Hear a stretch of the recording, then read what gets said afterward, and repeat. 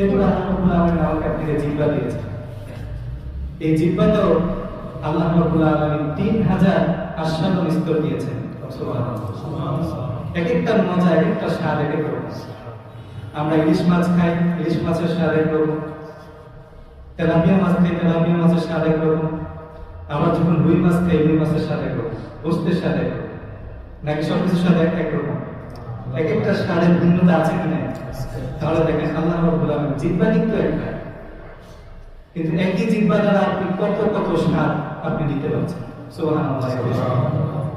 আল্লাহ তাআলা বলছেন, আলাম নাজআল আইনাইন ওয়া লিসানান ওয়া শাফাতাইন।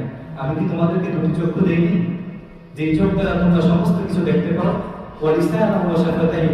আমি কি তোমাদেরকে একটি জিহ্বা এবং দুইটি ঠোঁট দেইনি, যে জিহ্বা দ্বারা তোমরা আস্বাদন করতে পারো, যে জিহ্বা দ্বারা তোমরা সৃষ্টির সমস্ত মজাগুলো নিতে পারো?